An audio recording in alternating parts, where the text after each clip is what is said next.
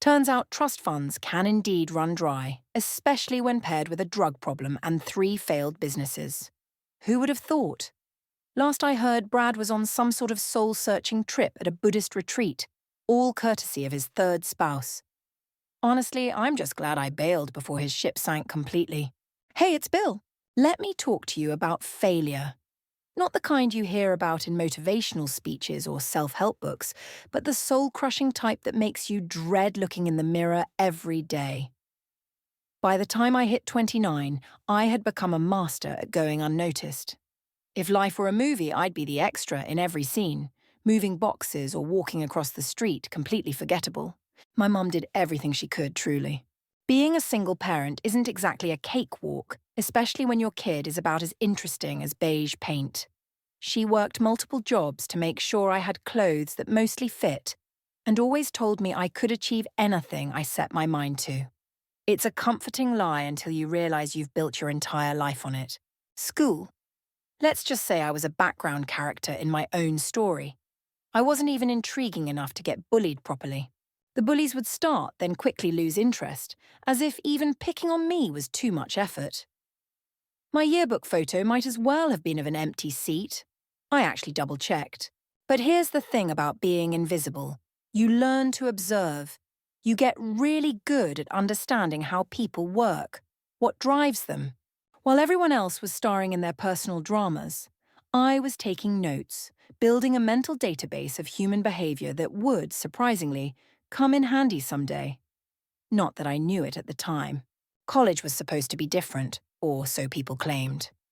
College is where you find yourself, they'd say, as if myself was a misplaced set of keys. I chose a state school far enough away that nobody would know me, yet close enough for weekend laundry trips back home. Real ambitious, right? The first year and a half felt like high school with ashtrays. I went to classes, got decent grades, and honed my ability to blend into walls. I even joked that if I wore enough muted colours, I might actually disappear entirely. My wardrobe looked like a collection of dull paint swatches. Then I met Serena. In hindsight, the whole thing is embarrassingly obvious.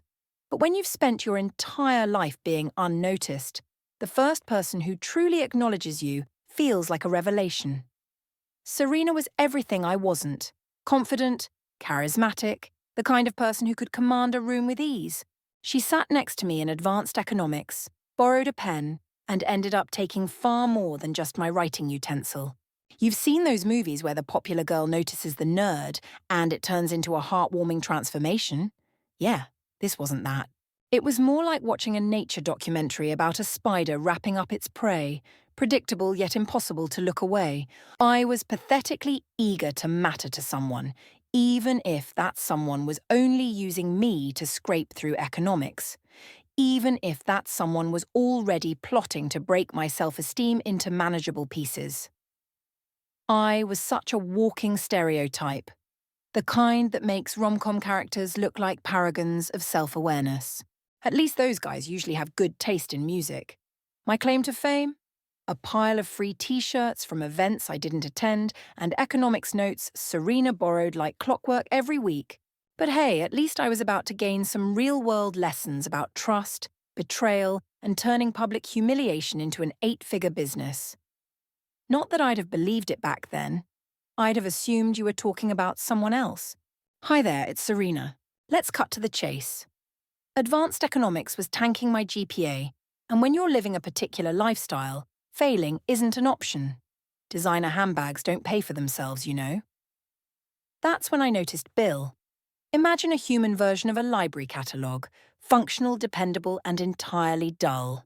Guys like Bill are almost laughably grateful for attention. All it took was one borrowed pen, a few flips of my hair, and a fake laugh at his bad jokes. I didn't even have to try hard. Though I'll admit, it was a struggle not to roll my eyes when he looked at me like I was some miracle sent into his dreary little existence. My best friend Madison thought I was being heartless. Just hire a tutor, she'd say, as if money grew on trees. Tutors want payment, Bill wanted nothing. He was perfect. In a purely utilitarian way, like a comfortable pair of sneakers you'd never wear in public. The real fun was watching him think he was hiding how much he adored me. He'd light up every time I used his notes or turned in assignments he'd practically done for me. It was adorable in a pathetic way. Of course, there was Brad. Gorgeous, charming trust fund Brad. The type you can bring to parties without needing to explain. He thought the whole thing was hilarious. Your little project, he'd call Bill, usually mid-kiss. If only Bill had known. It all came crashing down at Jennifer's party, one of those mansion rages with a DJ and a crowd that sets the social hierarchy. Naturally, Bill wasn't invited, but he showed up anyway because I'd casually mentioned it. He walked in looking like a lost puppy, and I'd had just enough champagne to abandon any pretense. "Oh my God, did you actually think we were dating?" I said loud enough for the room to hear. "That's adorable, but let's be real. You're like a library card in a world of platinum credit cards."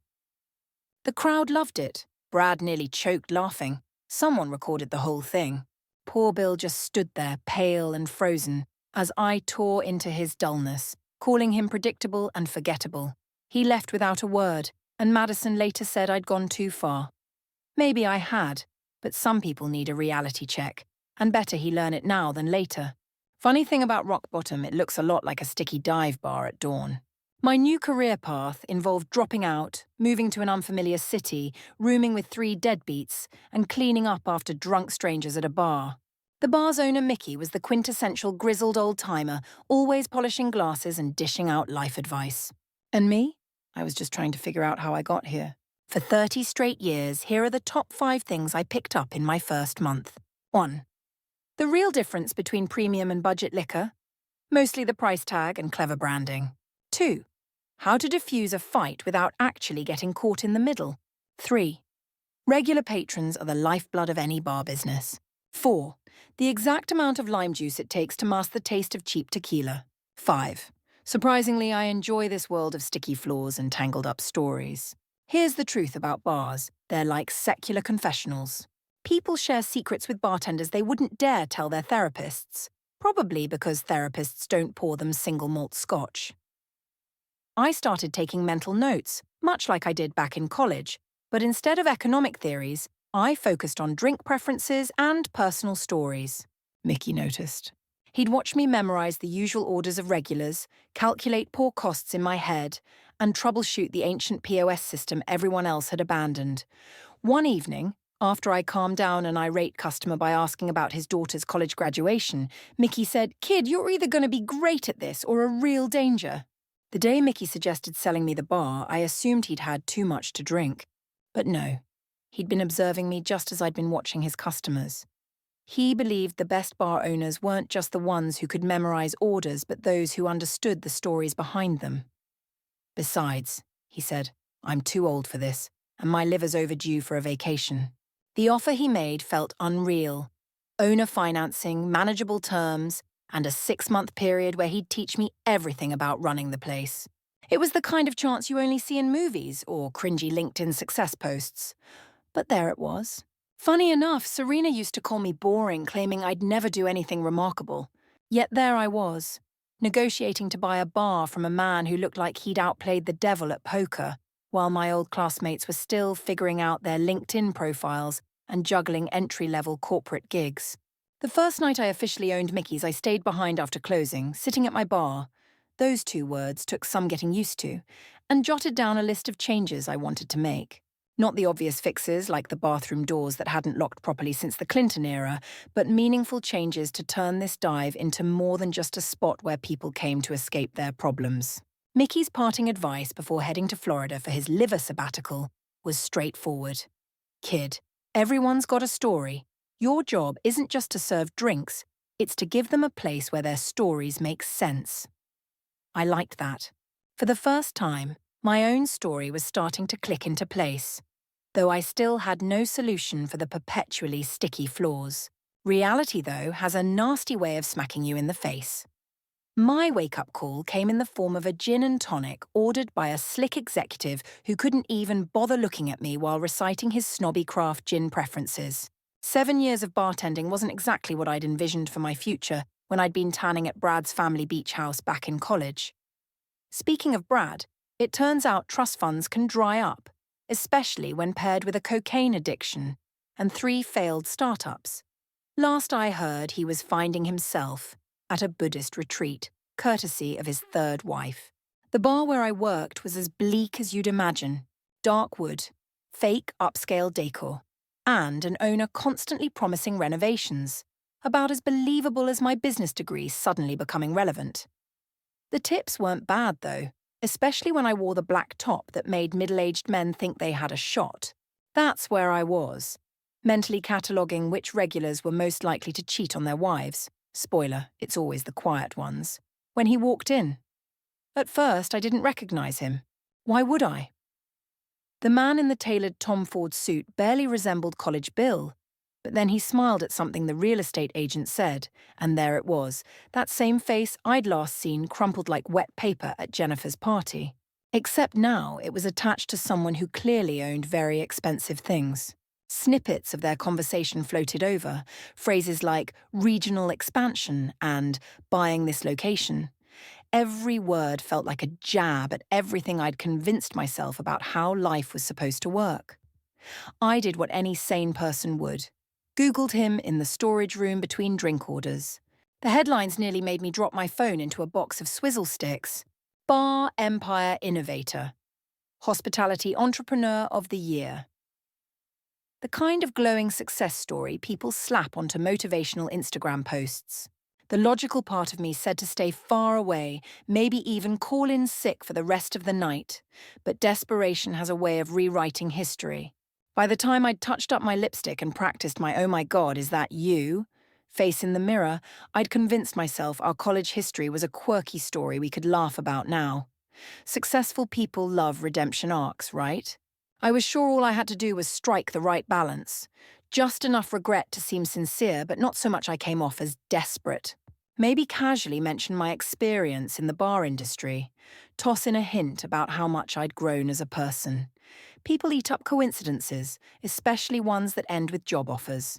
The irony wasn't lost on me. Here I was, plotting to manipulate the same man I'd once dismissed as too dull to exist in my world. Now he was everything I'd assumed I'd end up with. Successful, influential, wealthy. And I was the one behind the bar, wearing an apron covered in drink specials. But you know what? I'm still better at this game than he ever was.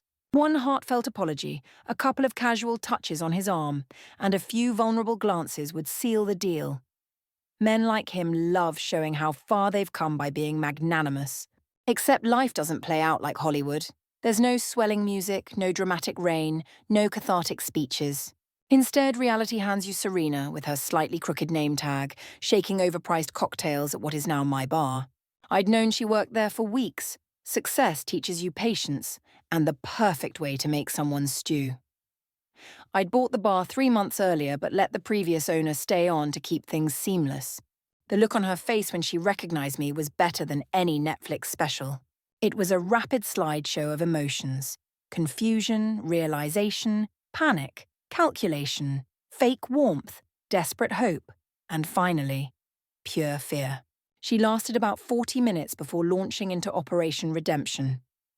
I watched her rehearse, adjusting her hair, practicing sincere smiles in the mirror, reapplying lipstick. The same routine she'd perfected before asking to borrow my econ notes in college. When she finally came over, it was with that familiar hair flip that used to make my 20-year-old heart race. "Bill! Oh my God, I can't believe it's you! You look incredible." I let her talk. Success also teaches you the power of silence. She delivered her whole monologue. How often she thought of me. How bad she felt about the past. How much life had taught her. Every word was carefully curated, every gesture deliberate. When she finished, I smiled. Not the awkward, nervous grin of College Bill, but the practiced smile of someone who'd closed 1,000 deals. "Serena," I said, "you haven't changed a bit." She mistook it for hope. That's when I told her about buying the bar and how I'd be overseeing it personally. Her face fell as the implications hit her. "You're not firing me, are you?" she asked, trying to sound relieved but looking terrified. "Fire you? Of course not," I laughed, savoring her flinch. "You're far too valuable as a reminder." The beauty of it was in her eyes, the dawning realization that every shift would be an exercise in humiliation. "See you around, Serena," I said, finishing my drink. As I left, I heard the shatter of a dropped glass. Perfect. Sometimes revenge isn't dramatic. It's slow, deliberate, and lasts a shift at a time.